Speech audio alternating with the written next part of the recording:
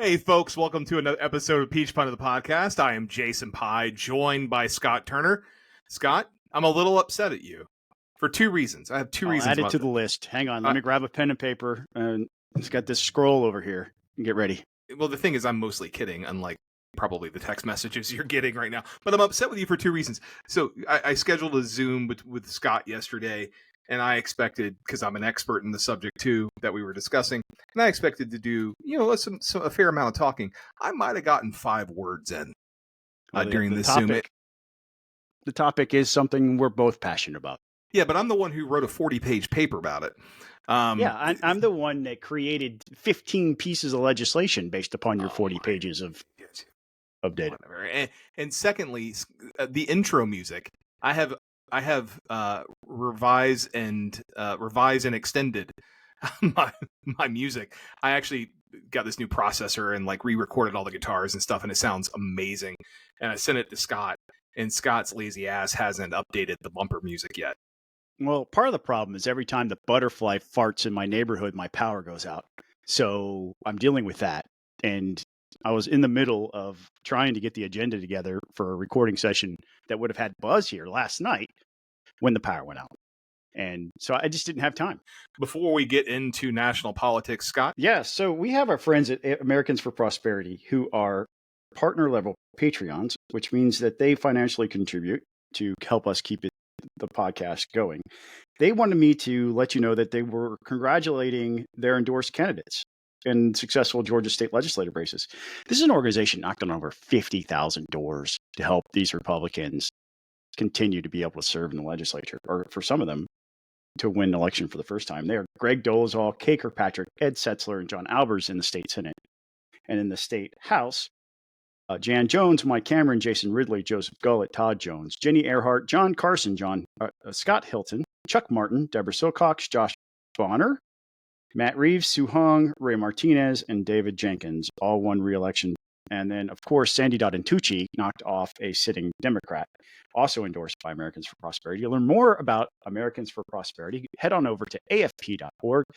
Sign up for the Georgia chapter. Get on their email list, at very least. If you have opportunity, attend to one of their events because they do amazing and great work. Thank you to them for being a Patreon. Again, head on over to patreon.com/peachpundit and sign up for one of our tiers if you would like to join them on the list of people who rock. So I missed our post-election podcast. I was up in D.C. that week and had a lot going on. But let's just say when I published my predictions the night before the election, I was like, I am not sure about this. Nobody was. I did not make it. Notably, I did not make a prediction in the presidential race because, specifically because polls had tightened so much, and I didn't know what to believe. And there were some late-minute outliers. We talked about this in the podcast, like the Iowa poll. I think I was off by one Senate seat. I said 52, they got 53. And I honestly thought Bob Casey was going to pull that out. But he didn't, or at least won't once. I thought they got 54. No, it's 53? It's 53. It's 53. Okay. The Pennsylvania race, I think the Pennsylvania race, some outlets have called it, but not all. Casey's disputing some aspects of it. Oh, you mean he's denying the outcome of a legitimate election? No, he just says he wants to make sure every ballot's counted. That's all. That's what Democrats say when they're questioning the outcome of a legitimate election. They say that they want to make sure every ballot's counted. What I will say is Schumer is treating McCormick as though he won the election, although he initially didn't. But he has invited him after pressure to new senator orientation, so he's being treated like the winner in DC terms. But the House was what I got wrong. Got really wrong. I thought Republicans would lose the majority, but by a slim margin. And I think when it's all said and done, their majority is going to be lower, albeit slightly, than it was last Congress. I think best case scenario for them is right now 221 or 222. Worst case scenario is they're at 220. Which is lower than what they came in with in the last Congress by 1 or 2 seats. I don't remember exactly the numbers, but yeah. So we're going to get into this, but like Gaetz quitting, that's an open seat special election, right? They won't seat that person right away. Likely to be a No. Republican, but how is it'll that? be a Republican. Yeah. Yeah, I mean, Is that also in your count? So no, I did not include Gaetz's resignation. So if there are 2 seats out in California that have, according to Decision Desk, that haven't been called yet. It's California 13 and California 45. Both have Republican incumbents. One of those races, the Republican incumbent John Duarte, is ahead, but he's ahead by like less than 1,000 votes. And then in California 35 is Michelle Steele, and she's ahead. She's down, and it's like, I don't remember, maybe a couple thousand votes. I don't remember off the top of my head. I could have that completely wrong. My guess, Duarte won his race in 22 by an incredibly thin margin. Like, it was maybe a few dozen or dozens and dozens of votes where he won. And but it could be a while before either one of them are called. But Republicans could come in with 220, and they have no room for error at 220. I mean, because you're looking at Gaetz. So Gaetz resigns, that brings it down to 219. You have 2 current sitting members of the House who have been selected to go in the administration. They won't resign until they're confirmed, and they will be confirmed. But that brings it down to 217 until special elections are called. Those are safe Republican seats. Republicans will keep those, but it's going to take 30 to 60 days. Probably closer to 60 days to go through the process of a special election. So they'll be down for a little bit. It's going to be hard to move anything because they can only afford to lose 1 vote on any given vote. Insert Marjorie Taylor Greene. Well, it's not just Greene. I mean, you have moderates in the conference still too. I mean, Lawler in New York, Brian Fitzpatrick in Pennsylvania. It's going to be a fun ride. And then you start talking about budget reconciliation. I remember when Elise Stefanik was in that New York moderate Republican category. Yeah, until she bought into MAGA. But you look at that discussion about budget reconciliation extending TCJA. That's a really tough conversation right now. As you might have heard, Robert F. Kennedy Jr. has been nominated to head the Department of Health and Human Services, which I have issues with. And look, there were 2 or 3 controversial nominees, or I guess 3 or 4 controversial nominees. Now there are 2 or 3. But RFK is, I think, the one who has the most challenging path forward, other than Hedgeseth, who's been nominated for SecDef. But RFK, you have a noted progressive who, according to leaked audio today, has said not so nice things about Trump and his supporters. Yeah. And he's a vaccine denier. He's a vaccine skeptic, not just about COVID vaccines, but on other life-saving vaccines that existed long before the COVID vaccine. It's not just that. It's one of the things that Trump really, like a huge win that he had as president, was Project Warp Speed, which he was widely criticized for by the media. It was called unrealistic. Yeah, it was unrealistic for him to deliver on the promise that by the end of the year we'd have a COVID vaccine. And lo and behold, we had multiple COVID vaccines. And now you went and got a guy who's telling you that the COVID vaccine, you're still running on that. Like, you just ran a presidential election on how effective you are at leadership because you were able to deliver this vaccine to the American people. And you just hired a guy who's saying it kills people. That also says he has a worm in his brain and apparently, or allegedly, cut off a whale's head and drove down the highway with it strapped to the roof of his car, causing his daughter to throw up in the backseat. Don't forget about the dead bear cub inside Central Park either. Yeah, the dead bear in Central Park. There's that. And then Eric Erickson wrote this piece this week that, from a conservative point of view, really hit home with me. And he points out this is a pro-abortionist environmentalist nut. And you're hiring him so that he can remove red dye number 5 from your foods? Like, what a departure. What does it say about the Trump administration that they're willing to depart from any conservative that we would put there and have a liberal progressive who wants to use the force and power of government to control everything you put into your body, including food? Yeah, no, I mean, I have a real hard time. I'm not saying he won't be confirmed, because Republicans with 53 seats, it's hard to predict who's going to vote against him. You got to think Collins and Murkowski are going to be no votes. McConnell is a polio survivor. He's also not Senate Majority Leader or Senate Republican leader anymore. So, and he probably won't run for re-election considering his age. He's up in 26. So his hands are no longer tied. You have someone like John Curtis who is coming in. He's the new senator from Utah, who's coming in who is a Trump skeptic. And I haven't even gotten Murkowski and Collins. So that's four right there. That kills the nomination and that's before getting into the rest of the Senate, the rest of the Senate Republican Conference. So I question whether he'll be confirmed or not. I hope he's not for the sake of Americans' health. He needs, and for Trump, it's all about loyalty. He looks at RFK and sees that RFK did him a solid by endorsing him. He's returning that in exchange. The quid pro quo is a cabinet seat, but RFK has to go through confirmation process. But there is this discussion that has been had, and the thing is, the problem with this, all these things you chose for the first segment, Scott, I could talk about these things for an hour, probably. I know you could. Because the DOGE commission, I definitely could talk about for a long time. But if they try the recess appointment thing is because they want to do recess appointments, but that requires the House and Senate to agree, and you're putting House members on the spot, vulnerable House members on the spot, by making them take a vote that would potentially result in the recess appointment of RFK as the head of HHS. And that's going to be used against him in their next re-election campaign. So it gets real hairy real fast. And I'm not so sure that recess appointments are going to be the ultimate answer to this. And I think it's an early harbinger of liberal policies that we'll see under Donald Trump. I mean, that's what I see. That's what I think it says about his thought process. You said loyalty.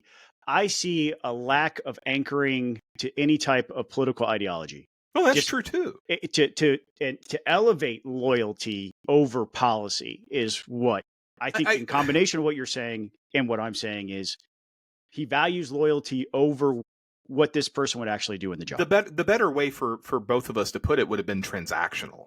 Yeah. And I also think that you're going to see the populist side of Donald Trump, which you're already starting to hear him talk about through the tariffs, which don't have to go through Congress. He can just do that on his own. All I know is that if RFK wants to come for my aspartame in my diet soda, I will be leading the next insurrection. Yeah, I'm a Diet Pepsi aficionado. Emily loves Diet Dr. Pepper. I mean, I'll be with you on that. Pick your poison, so to speak. Yeah. No. And but the question is, like, the question ultimately is, like, are we going to see the gloves come off and Donald Trump be this populist big government guy? And I think to some degree, yes. But I think it's going to be, it's not going to be in the traditional ways we look at big government. It's going to be just stuff like this. But we saw, obviously, Matt Gaetz was nominated to serve as Attorney General. That lasted about a week. Gaetz has withdrawn his nomination, and obviously, not only did Gaetz withdraw his nomination, he resigned from Congress. And obviously, this was about that House ethics report, which was due to be voted on 2 days before he resigned in the House Ethics Committee. That his resignation has, in my opinion, nothing to do with him being appointed to serve as Attorney General. The reason is because as soon as he resigned, that House ethics inquiry stopped. And we've seen that precedent in the past. Yes. In 2010, here in Georgia, Congressman Nathan Deal was being investigated under the same scenario. And he waited until they cast the vote on Obamacare. They voted against Obamacare, but once he cast that vote against Obamacare, he handed his letter of resignation to the speaker immediately, and his ethics investigation went away, and he was able to run for governor without that hanging over him. And so we've seen that in the past. Yeah, Paul Brown would have been the same because he had a House ethics investigation too. I don't remember the details for it, and I'm not picking on Paul Brown. I like the guy on a personal level, but when he left Congress, when he ran for Senate, his ethics investigation in the House stopped. Yeah. Well, can I tell you my quick Paul Brown story? Because because Paul Brown and I, at a certain point, were like policy-wise pretty lined up, and he was running for U.S. Senate, and I hadn't picked a candidate at this point, and he called me, and I remember because he called me at 8:10 one weekday morning, and it was a rainy day. It was like a rainy week, because I'm at my bedside. I was like putting my shoes on, so getting ready to go to work, and phone rings. Hey, Scott, this is Paul Brown. Hey, Paul, I'm calling to talk to you about why I'm running for U.S. Senate.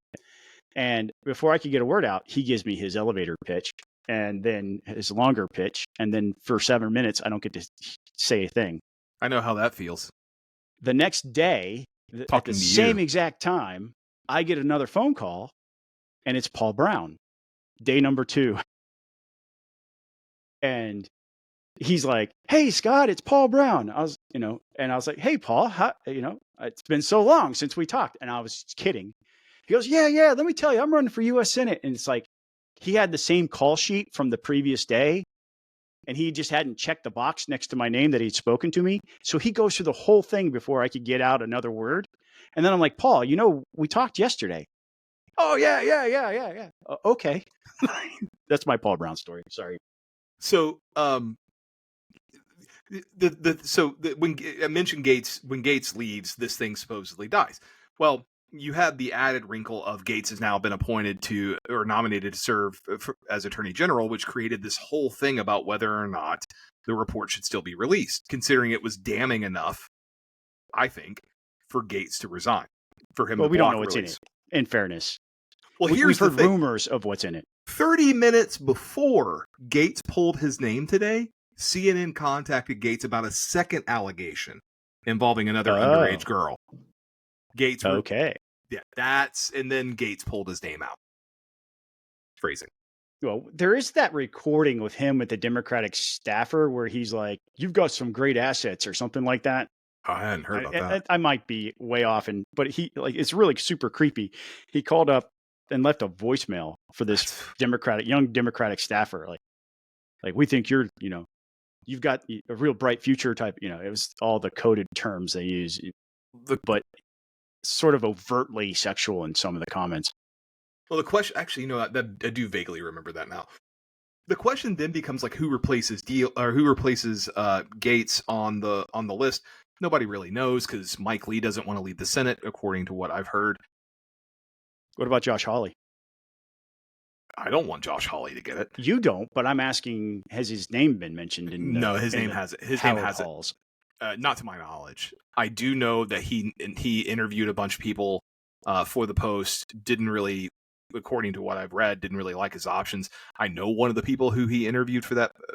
I know one of the people who was being vetted, and if he got the nomination, I wouldn't be sad. He's a good guy, but I don't expect it. You don't think Trump was angling towards his second pick the whole time, then? It's possible. And it's possible that this was created just to give Gaetz an out. Yeah. But that's the thing. I don't know. The thing is, here's the thing. So people are wondering, like, Gaetz resigned. He only resigned from this Congress. He still won an election in November for his district. He could theoretically, and no special election's been announced, he could theoretically say, well, I'm going to take office on January 3rd and take my seat. The thing is, the ethics committee investigation starts back up then. Mm-hmm. And he's still under, and that report still may come out. And here's why: because Gaetz, although he's not confirmable in the Senate for dog catcher, could get a seat that doesn't require, or a post that doesn't require confirmation. There have already been 2 privilege resolutions filed by House Democrats to release that report. 2 Republicans have already indicated they would vote for it. So Gaetz, did you see Marjorie Taylor? Nobody likes Gaetz. Keep that in mind. But yeah, well, he does have a big fan here in Georgia. Her name is Marjorie Taylor Greene.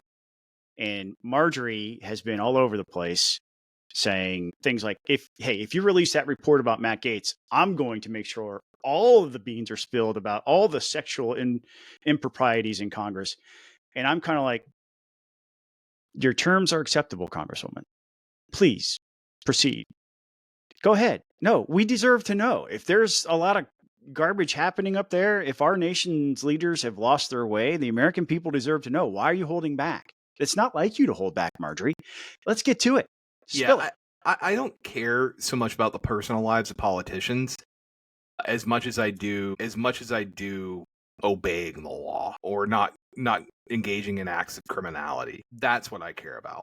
And the fact of the matter is, it's not unprecedented for an ethics investigation to be released, even though the member has resigned. It's happened a couple of times. It's been a long time, but it's happened a couple of times. MTG can go ahead and she can make these threats, but she has the credit. She has the credibility of Rod Blagojevich or Michael Cohen. So she went on some sort of podcast somewhere, and she said that if you're a United States senator, you've got to realize that Donald Trump was elected by the American people, and that is a mandate for his leadership. That's a mandate for his agenda, and it's your job to shut up, put aside any objection you might have, and do what the big man wants you to do. And my reaction to that was, is that what you said to Speaker Johnson? Is that what Matt Gaetz said to Speaker McCarthy? Or is it just selective members are allowed to exercise their right of conscience and everybody else isn't? Yeah, there are 535 people in Congress, well, 534 excluding Matt Gaetz. And each of them are duly elected and have an obligation to represent their constituents, not an administration.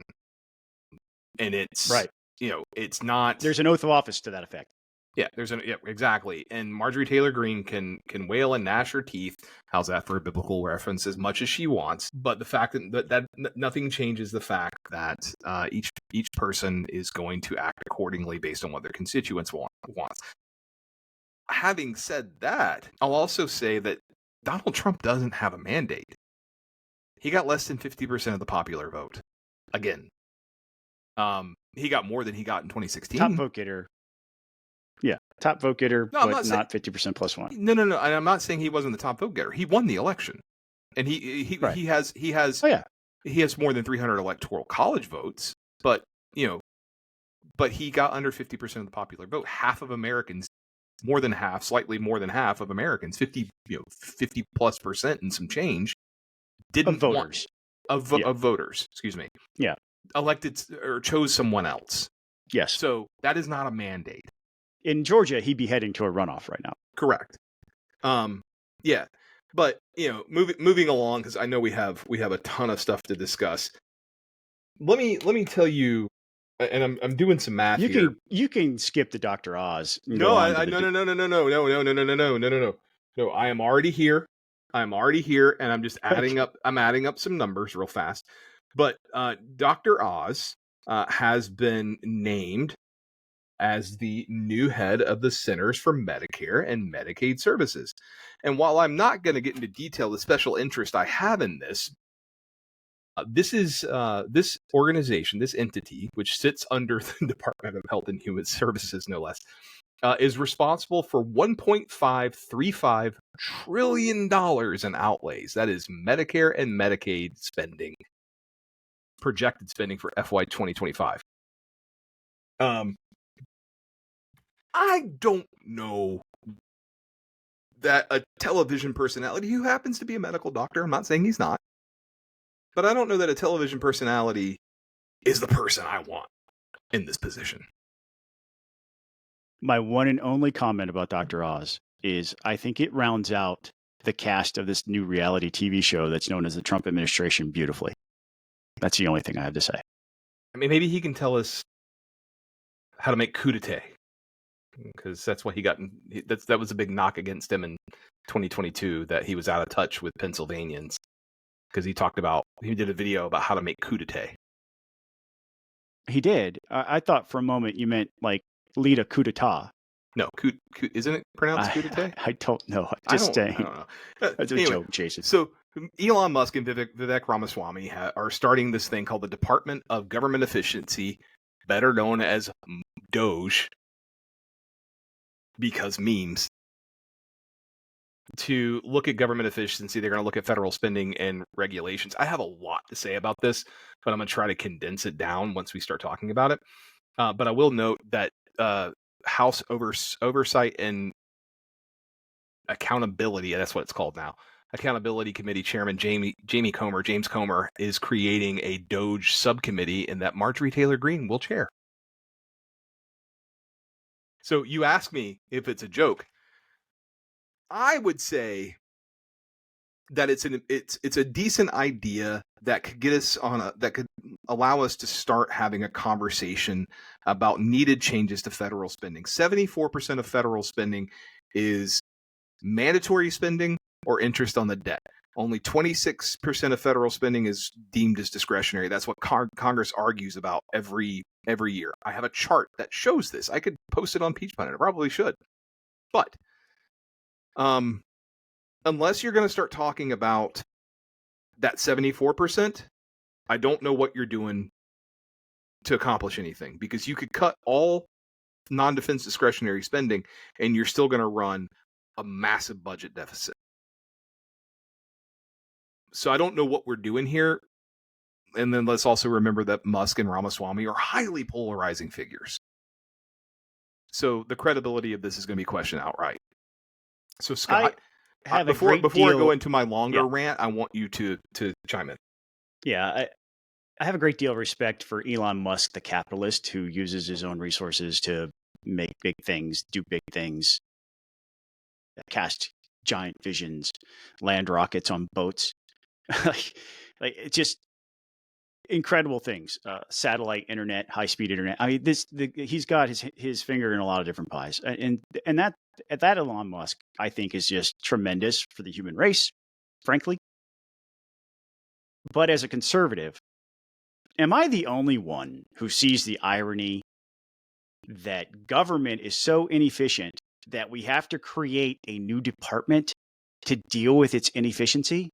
And isn't that inherently a condemnation of government in general? Like, that it's so inefficient. You're going to go hire a guy. You're going to pull him out of the private sector so that he's no longer focused on those big visionary things that could do things like take us to Mars or interplanetary travel. And you're going to put him in charge of trying to find every extra paperclip so that we're not wasting anything. Like, only government can create a department of government efficiency because it's too inefficient. Like, just the irony of that. Am I wrong, Jason? Yes, you are somewhat wrong. The government isn't creating this. This is Musk's own doing. This is Musk and Ramaswamy. This is extra governmental. So it's not going to be an official government. It's going to be some side project that's not governmental. So it's going to be a nonprofit organization or something. I don't know the parameters of it. I know that that Musk is crowdsourcing resumes on Twitter. Yeah, I saw the 80-hour work week promise. Yeah, that's going to be really good at recruiting. Yeah, who the hell wants to do that? And also, he's only taking resumes from people who are paid subscribers. You have to have a blue check. You have to have a blue check mark. Which tells me, So at least that was the case a couple days ago. I don't know if that's still the case or not. But now, Vivek Ramaswamy is a snake oil salesman, and I have no respect for that guy. I see right through him. He's paper thin, translucent practically. You can see right through him. That dude is just self-promoter, willing to say and do anything. I've never heard any actual insight from him. And I don't know why he's still hanging around. Like, he's a clinger on. He's a hop on. Arrested Development, when they're driving the staircase vehicle down the road, you got to be aware of the hop ons. Vivek Ramaswamy's a hop on. I want to tell you something real fast. Let's say you want to protect all defense spending. You're not worried about cuts to defense spending, and that you only want to eliminate non-defense discretionary spending. Scott, did you know in FY 2025 we'd still run $1 trillion budget deficit? Yes, because you have told me this in the past. Okay. Well, just telling you again, you dick. The other thing, I'm such a dick for remembering the things that you tell me. One of the things that, and I swear to God, we're going to go to our next segment right after this. But one of the things about this commission, or this whatever it is, that concerns me is the process by which these recommendations are put in place. You and I both believers in the Constitution would say, well, you take these recommendations, excluding regulatory recommendations, which go through an entirely different process. You would take these recommendations and you would submit them to Congress, and Congress would consider them, some of which would get enacted, some of which wouldn't. The problem in considering that's all discretionary spending has never been used in budget reconciliation. The problem with this is rescissions, though. You can rescind spending, and that's privileged. It's a separate process, but it's similar. The problem with this is that some conservatives in Trump's orbit, as well as some members of Congress, are saying that Donald Trump would be entirely in his constitutional parameters to impound funding and just not spend the money. There are two problems with that. The first is this is appropriated funding. Congress has a specifically authorized by law that has been in something that's been signed into law that X dollars are to be spent on X program. Whether you like the program or not is irrelevant. Congress has authorized it. Not only that, prior to 1974, presidents could impound funding and theoretically never release it. Nixon did it a lot. And what happened, congressional response, was what we call the Congressional Budget and Impoundment Control Act, which set in place a process for impounded funding. A president can, or an administration can, impound funding, which means withhold it for 45 legislative or session days, submit a list of rescissions to Congress for consideration, and if Congress does not act on those rescissions or specifically rejects them, the executive branch must release the funding after that 45-day period. So there are some people who are saying that the Impoundment Control Act violates the Constitution, the Article 2 powers of the president. That is a broad interpretation of executive power, so much so that it really gives me heartburn to even see it, because there is not even an implied power of impoundment or implied power to withhold funding that's been appropriated by Congress and signed into law. Donald Trump wasn't this something Antonin Scalia said they couldn't do either? I mean, so Scalia. So it's funny you mentioned it, because in City of New York versus Clinton, or Clinton versus City of New York, I remember which. This was the Supreme Court case that shot down the line item veto at the federal level. And interestingly enough, Clarence Thomas was in the majority. Scalia dissented in part and concurred in part, and I think the only part he concurred in was standing. But Scalia did write in his opinion, or his dissent, that Congress had, or the Supreme Court had already said that money appropriated has to be spent by the executive branch. It doesn't mean all of it has to be spent. It's just like, basically, if it's obligated, it has to be obligated. It doesn't mean I bring that up because under the Christmas tree that is the Supreme Court, you have Antonin Scalia at the top of this particular tree, and underneath him you have two little mini branches below him. The person who replaced him, former Scalia clerk named Neil Gorsuch, and Scalia's protege, Amy Coney Barrett. So how does this pass a Supreme Court challenge with those two actually amplifying the Scalia presence? I think it's a great question, and I also think Roberts is going to have a lot to say. Roberts and Kavanaugh would probably have a lot to say about it too. Not to mention Thomas. Now, Thomas could reverse himself, but I think it's a fair question that this is outside the scope of presidential power. That it's not even an implied power of the presidency. Therefore, Congress has chosen to limit it through the Impoundment Control Act, and therefore the president only has the power that Congress says he does. It's part of the checks and balances of our system. And let's also, and I think there's another reason for this. That this goes back to the first impeachment trial of Donald Trump, where he had impounded funding for Ukraine and violated the Impoundment Control Act. and I think he just wants to have those handcuffs removed from him. They're also talking about just simply changing the Impoundment Control Act. Good luck with that. You will never find the votes. So, well, that would be the way to do it. Legislative. Yes, it would be but it'd be obviously it's the right way to do it. Is to go through Congress, change the law, or to go through the rescission process, which the Impoundment Control Act provides. You can't simply take laws passed by Congress with specific dollar amounts to be funded to certain agencies and withhold that funding for as long as you wish. That's not how this works.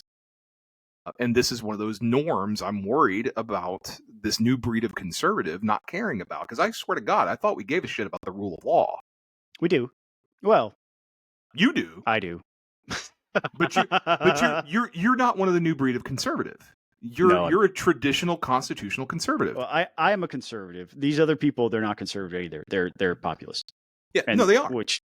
So whatever. Throw out the constitutional structure that we live under, which is a terrible harbinger of bad things to come when we're no longer in power, and we know that eventually we won't be. But we're empowering the other side to do this too. Let me before we go on. Doesn't this concern you? Of course it does. That's why I said, hey, guys, DOGE is a joke, right? Right? Guys, it's a joke, right? Oh, let me tell you about the Alzheimer's Association. The Alzheimer's Association leads the way to end Alzheimer's and all other dementia by accelerating global research, driving risk reduction and early detection, and maximizing quality care and support. If you are feeling generous this holiday season, please go to alz.org. and throw a one-time donation or a monthly donation to the Alzheimer's Association. You'll be helping research into a cause of eradicating both these diseases, Alzheimer's and dementia. So please go to alz.org and learn more there. So Scott, we are moving to Georgia politics. No, Georgia news and politics mixed together. Yeah, there's some politics in this too. There's some politics in this. So the first thing first, Jose Ibarra was sentenced to life without parole for his role in Laken Riley's murder. I think this is an ending that we all hope to see and expected to see. And frankly, I'm still mystified how this guy came into contact with law enforcement at least on 2 occasions before he wound up in Athens, Georgia, and killed this woman. 3. So he came into contact. Yeah, he came into contact with law enforcement when he was arrested crossing the border illegally. He's a Venezuelan national. That's the first. The second was in New York City when he put a child in danger riding a motorbike of some sort through the streets of New York with a child on the back, also without a helmet. And the third was in Athens. He was not prosecuted for when he was caught shoplifting at a local Walmart in Athens. And not too long after that is when he took the life of Laken Riley. The details of which we're not going to go into tonight. You can read about those things. It's brutal, the details that came out in the 3-day trial that he underwent. He decided to not have a jury trial. He allowed for a bench trial. The prosecutor out there, Deborah Gonzalez, one of my former colleagues in the House, she has run that office completely incompetently. Luckily, in this case, she appointed a special prosecutor to come in, and that special prosecutor was able to secure the conviction in just over 3 hours' time of deliberation by the judge because the DNA evidence, the guy, she fought him. I mean, and there were scratches all over his arms, and his DNA was under her fingernails. His defense attorney only called 2 witnesses. One was a guy who said he saw a hooded figure near the scene of the crime, and he thought that guy was taller than Jose Ibarra. And then a second person who said that Diego, Jose Ibarra's brother, had threatened to kill him if he said anything about the murder.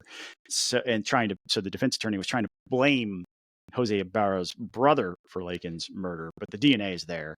And the defense attorney for Ibarra tried to say that the DNA was contaminated. Judge wasn't buying it. DNA evidence is pretty solid in 2024. That dude's going to jail for the rest of his life. Deborah Gonzalez, luckily, she has been defeated this year. She will not be back. And hopefully that office can get some real law and order prosecutor in it. And that community can begin to feel safe again, because right now things are a mess over there. Emily and I are heading to Athens tomorrow, and glad there's one less. One real quick point about this too, Jason, before we move on. This was the moment for me. I had been saying up until this point, I don't think Trump could win Georgia because he continued to attack a lot of the Republicans who are elected here. Our governor continued to attack. And if we nominated him all through February, up until this moment, I thought Trump's not going to win the presidency again because he can't win Georgia. And it was Laken Riley's death and the tragic circumstances surrounding it, and the fact that it was an illegal immigrant who did this, that I thought, okay, the wind changed directions. And there was a giant sign out in Athens, a billboard that somebody put up anonymously. It didn't tell you how to vote. It simply said, when you go vote, remember Laken Riley. And a lot of people at that moment here in Georgia, that was a galvanizing moment. Yeah. So Chris Carr has announced that he's running for governor in 2026, thus kicking off that race. Listen, I like Chris Carr, but I will not forgive him for starting this race 16 days after Election Day. A week before, not even I guess a full week before Thanksgiving. Yeah. 33 days before Christmas. I mean, it used to be that we waited until January. Just let us go through Christmas, will you? New Year's, let's have a celebratory unity moment, holidays, and you're already starting a gubernatorial race 2 years out, 16 days after the last election. Look, I don't care what you stand for. You're gonna have to convince me that you're not evil for doing this. I feel hurt by this. Like, I feel like I should be holding up the doll in front of a therapist saying, "Where did Chris Carr touch me?" That's how traumatized I am. It's bad, dude. Like, I like Chris Carr. Chris, if you're listening, I like you. Why did you do this to us? Why? Former state representative and former judge Chris Coomer loses his law license for 2 years. This is the penalty for we talked about this on the podcast a long time ago. But yeah, this ends, I guess, theoretically, the allegation that he misused campaign funds and his dealings with clients when he was a judge, before he became a judge. This dude, he was my majority whip. Now listen, if he was on fire, I would pee on him, right? I'd make sure the fire was put out. But if he wasn't on fire, I would pee on him. Like, I have just no respect for Chris Coomer. Like, I just don't.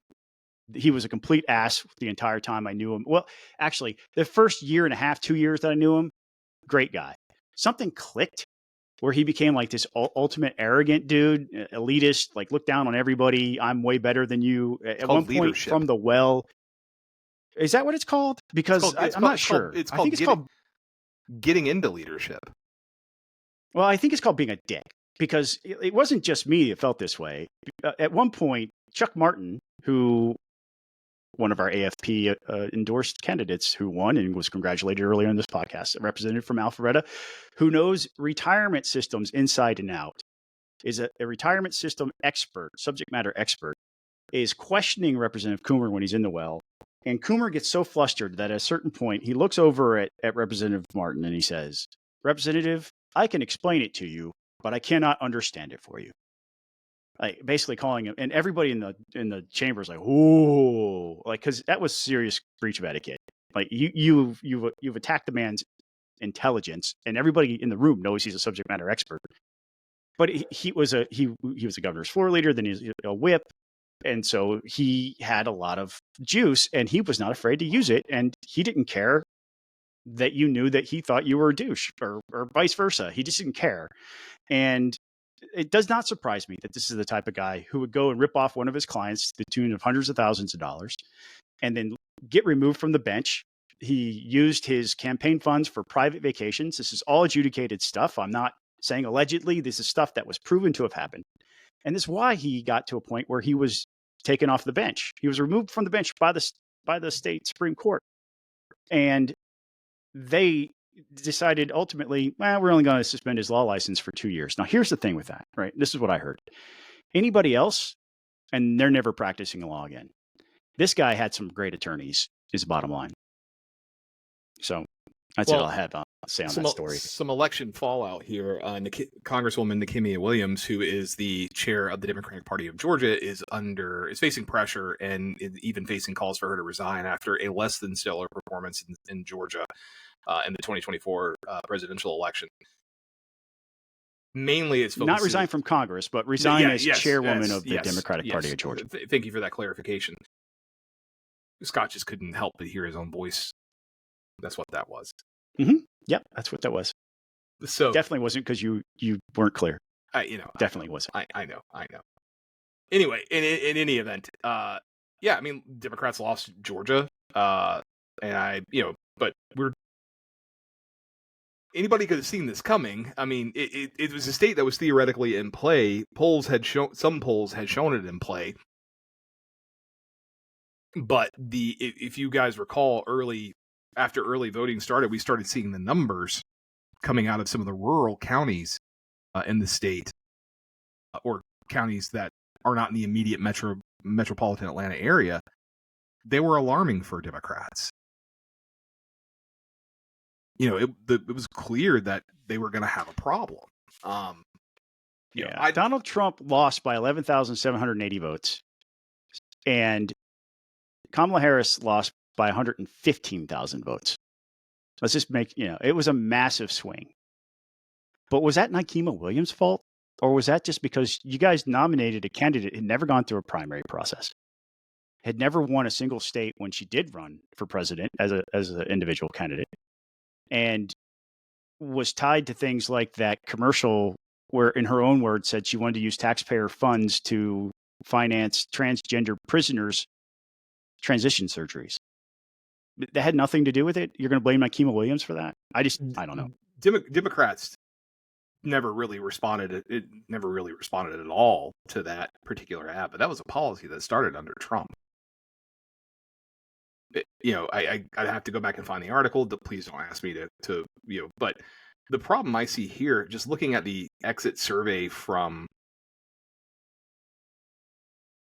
Georgia, and I'm looking at the CNN numbers.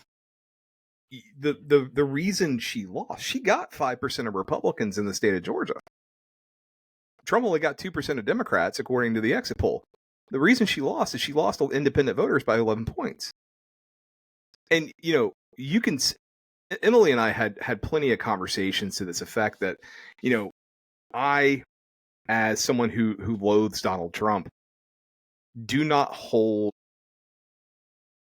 traditional voters who are not that active in politics, who really base their vote on the economy, who remember the Trump economy in 2019. I don't hold it against him. Now, if you're voting based on the cult or retribution or whatever the case may be, I hold that against you. But if you're voting on the economy by itself, and you remember things being cheaper in 2019, yeah, I understand why you made that vote. She lost independent voters by 11 points. You had a candidate who did not clearly define what she was for, couldn't talk in depth, about her policies. But she was all about the vibes. The best thing I heard her talk about, the only real policy proposal of Trump's that I heard her talk about in any real depth was tariffs. And she was absolutely right about that. But the problem is, people are going to say this is the same stuff Donald Trump said when he was president the first time around. He did tariffs then. Biden kept a lot of them in place. Now, they might not have said... He upped the ones on China. But regardless, most voters probably don't know that, but he did tariffs in his first administration, and the economy was really good in 2019. Mm-hmm. Yeah. How is she going to... definitely cheaper. And one of her biggest gas was cheaper for other reasons. Let's remember 2020. Well, that's what people remember. No, I know. But 2020, but people don't make the connection of supply and demand in 2020. We had a global pandemic. People weren't driving for a couple months at a time. But Harris's other big mistake was saying that she wouldn't have done anything differently than Biden. Yeah. She didn't differentiate herself at all. At all. This story about Nikema Williams was interesting to me because there was rumor that John Ossoff texted her and said, I'm running for re-election in 26, and I don't want you anywhere near it. Get out. And he has since kind of hemmed and hawed and tried to make it seem like he didn't do that. But Nikema Williams is laying the table now for a gradual step aside to allow somebody else to do it. I mean, and they've got to find somebody who. It's not just that you need a figure who can mobilize voters, not just your traditional voters, but also find ways to mobilize the voters in the middle, independent voters. You also need an inspirational figure, and Democrats don't have one right now. So yeah, I don't know what changes that. Yeah, I don't. It was, it was easy to spot Barack Obama coming, right? When he gave that speech at the national convention, 2000. Yeah, like you could see him coming. I don't see anybody coming from the Democratic side now. Yeah, I mean, the names I've heard thus far, like I saw a poll the other day that had amongst Democratic primary voters that had Kamala Harris number 1 and it had Gavin Newsom number 2. It's like, okay, voters just rejected a San Francisco Democrat. So your first two picks are San Francisco Democrats. And like, I don't think Kamala Harris is as progressive as people made her out to be. She's a stereotypical politician, which I kind of think we need more of at this day and age. Republican Well, or I don't know Republican I or kind of Democrat. disagree with the assessment. I'm ready for normalcy, man. That's what I'm ready for. No, you get to live through the reality TV show just like everybody else. But I'm ready. I've said it before. I'll say it again. I'm ready for precedented times. But I just don't see either of them being effective or being able to beat. I mean, look, maybe the electorate shifts more. Donald Trump obviously had an effect amongst Latino and young black men, and maybe that's something J.D. Vance or Ron DeSantis can't do. But do you want to take a chance? You need a transformational figure, and you don't have one. Good luck finding one. And it's not going to be Harris. It's not going to be Newsom. It's not going to be Ro Khanna, who's rumored to be talking about running for president. And as much as I think Ro Khanna is an interesting character, I don't even know who that is. He's a congressman from California. Yeah, I don't even know who that is. Anyway. You said California. I'm out. Yeah, right. So I'm going to skip the Warnock. Warnock is apparently defended. But we're done with this topic. But in other news, Kemp, Governor Kemp, has been elected the new chair of the Republican Governors Association. So congratulations, Governor Kemp. Now, what does this mean for you in 2026? Anything he wants it to be, baby. It's either a Senate run, which I'm still hopeful. I know I floated the idea that Raffensperger can do that if he wants to hold off and run for president. Whatever Brian Kemp does, I'm on board. And that guy's earned my vote. And his next step, I think it's going to be a Senate run. That's what I think. I mean, I think all signs point to that, and I think that's if the betting odds in DC are that he's going to run for Senate, but we'll know more probably middle of next year or to fall of next year. I do think he'd make a fantastic president, though. I really do. I mean, I don't think there's a clear front runner, regardless of what DeSantis or Vance may think. I don't think there's a clear front runner in 2028. So, who knows? Yeah, Rubio's still young. He could throw his hat in that ring, too. Maybe. But after being out of the Senate for 4 years and just being resigned to being Secretary of State, it's not the stepping stone it was in the 18th century, man. Well, I mean, there was a recent example of a former Secretary of State getting a nomination of a major party. She didn't win, but it can happen. I mean, you're right. She was a former Secretary of State. She was also she was a former senator, but she was also the spouse of a former president. And she was also had the distinction of being the first female nominee for either major party. So, yeah. And for those of you who haven't figured this out, we're talking about Hillary Clinton. Everybody knows. I figured as much. Anyway, Scott, to you, my friend. Our friends at Lee 6 Media, Robert Lee, want you to know a little bit more about the Golden Retriever Rescue of Atlanta, which is an all-volunteer charitable organization dedicated to providing veterinarian care, comprehensive evaluation, and foster and adoptive homes to golden and Labrador retrievers who are abandoned, mistreated, neglected, or left in shelters throughout Georgia. We encourage you to visit their website at grra.com and help connect people and dogs that need each other in their lives. You can truly make this world a better place by helping find homes of gold for these golden-hearted pups. Thanks again to Robert Lee and our friends at Lee 6 Media for being a partner-level Patreon. You too could be a Patreon by heading over to patreon.com/peachpundit. Our tiers start at only $5 per month, and it helps us keep this thing going. If you do that, we'll add you to the end of the podcast shout-out list of people who rock and be eternally grateful. So, a hand count audit of the vote in Georgia has cowboying this. Has verified that Donald Trump won the state. It's the Turner audit. It's the Turner audit. The Turner audit. I was wondering why you put the Turner audit. It's the Turner audit. We have risk limit audits in Georgia because Scott Turner used every bit of his political capital when he was in the House of Representatives to make sure we had a risk limit audit and that we actually did something to hand count the ballots to make sure the machines were recording those votes accurately. Because I said at the time, nobody would trust the machines because they rely on a barcode or a QR code to tabulate the votes and not the human readable marks. And therefore, you had to do something to verify that they were working correctly.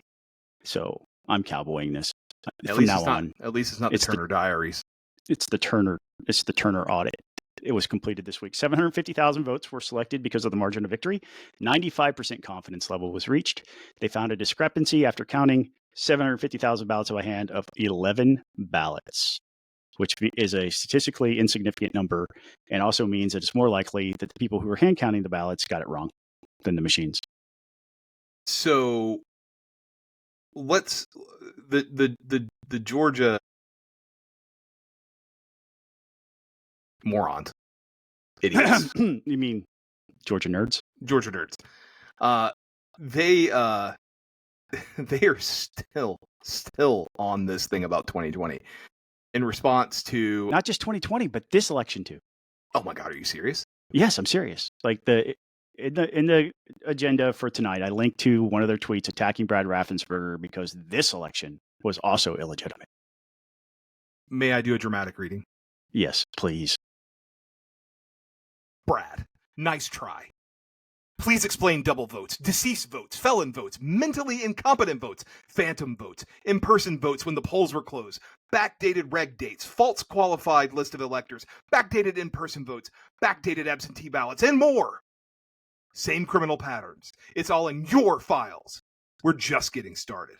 18 USC 1031, major crimes against the United States of America. Listen, they have to. Wait, no, hold on. We need Law and Order music behind that. Dun dun dun dun dun dun dun dun dun dun dun dun dun. Yeah. Yeah, the Georgia nerds have their own Twitter account. They've got something like 36,000 followers, which just proves to me they have to keep the narrative going. Otherwise, they're not relevant. And we do things like hand count the ballots and explain that we went above and beyond in making sure that the tally was correct. And we verified that your guy won.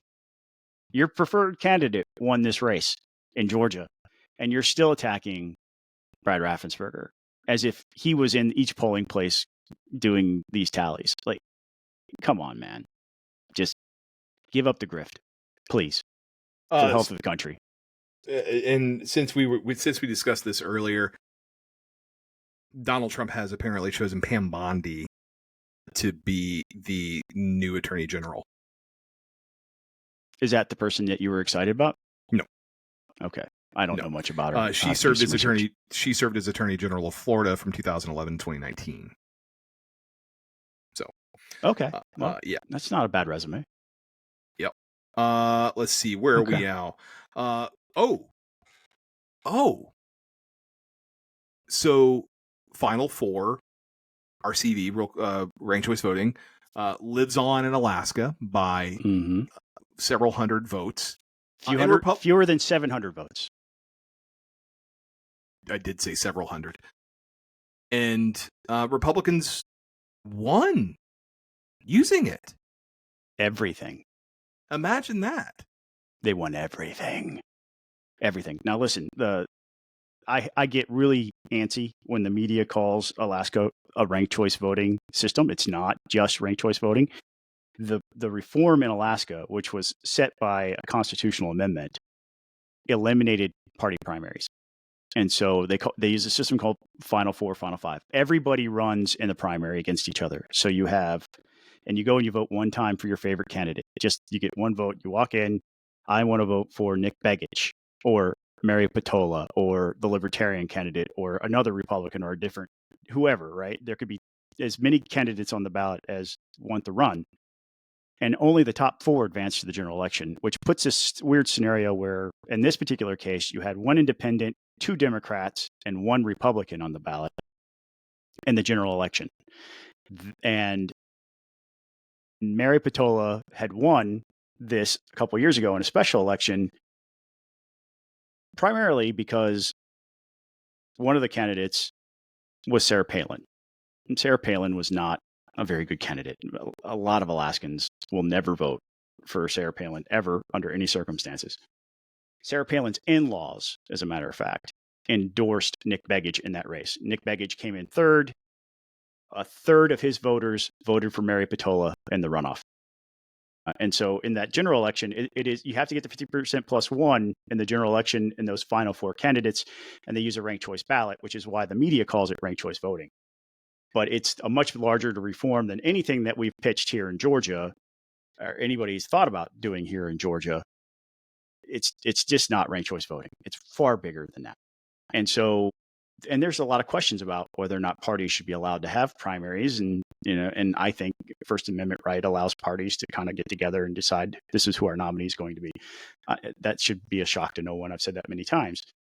But what happened because of Sarah Palin's loss, who is an unelectable person in Alaska, many Republicans across the country started to view ranked choice voting as a concept, not just Final Four, Final Five, but ranked choice voting as a rigged system against Republicans. Well, I'm here to tell you, in Alaska, this system has now reelected their Republican governor, every statewide office, U.S. Senate, their congressional seat, and majorities in both chambers of their state legislature are all Republican controlled using this.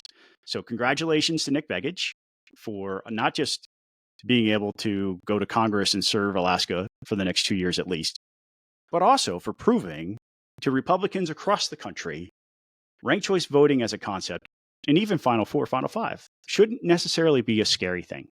Congratulations, Nick Begich. You are now a guy that I can hold up as an example of why Republicans should not be scared of this concept. Well done. I am interested to see what happens now that it's in place. And you have a Senate race in Alaska in 26. Dan Sullivan will be in cycle. Murkowski's not in cycle until 28. So it'll be interesting to see what happens in 2 years. But that is a question for another day. Finally, Delta CEO says Donald Trump will be a breath of fresh air. Wait until he sees that customers won't be able to afford flying as much because of the effect of tariffs. But that's neither here. Listen, he wasn't the only airline CEO to express this. The CEO of Southwest last week also said something similar, which means to me, because Delta is not a conservative company. They're just not. If you're a state legislator and you've had to deal with Delta on any issue, even if it's immigration issues, they're very progressive, and they do that because their employee base is progressive and is international, frankly. And they want to be seen as sort of the folks who are on the cutting edge of some of these social issues. They're not conservative, but their CEO, who has berated individual state legislators, I've heard stories, has come out and said, "Oh, wow, so glad Donald Trump got elected." What is that? Wow. Whew. wow. It's a wow moment for me, knowing the background. Yeah, some of this has to do with that rule the Biden administration put in place that required airlines to automatically refund passengers when their flights were canceled. I, as someone who flew 75 times a year from like 2017 through 2019, I have conflicting feelings about that. The pro consumer side of me is like, yeah, I mean, airlines can be a real pain in the ass. The other side of me is, you knew this could happen, and they're offering to make it right with some other way. They always offer something. I think the real Delta.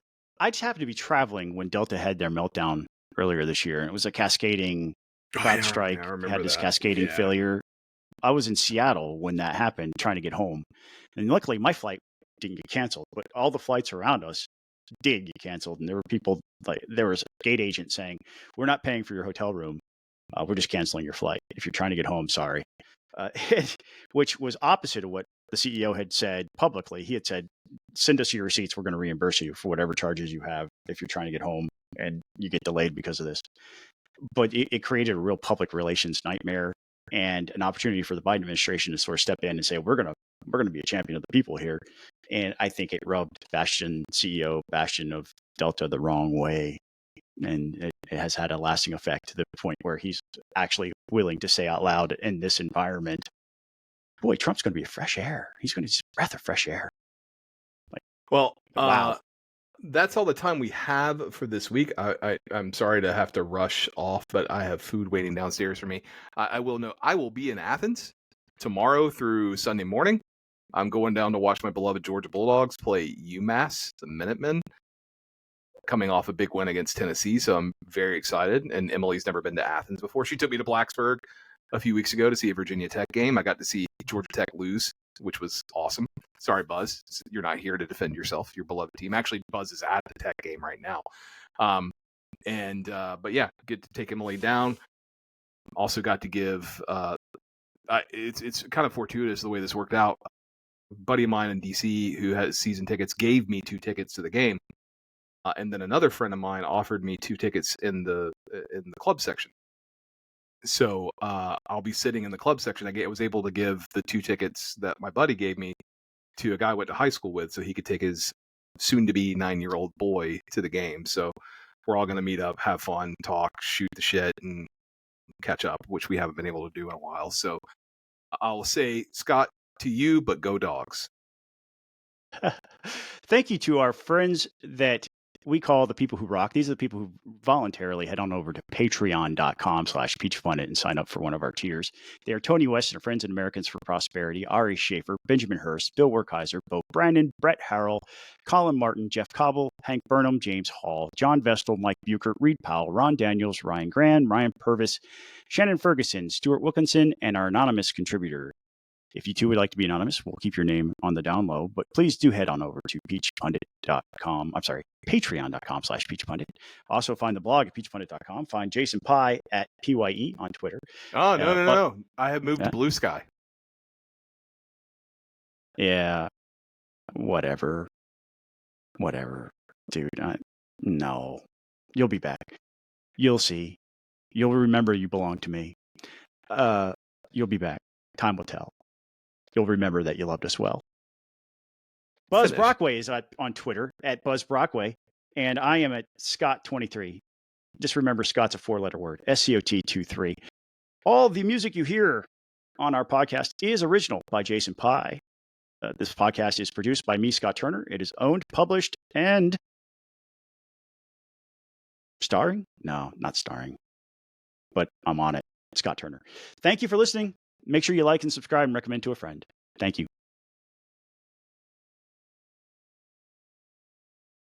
All right, I'm going to go eat Italian. Please tell me it's not stopping. Oh.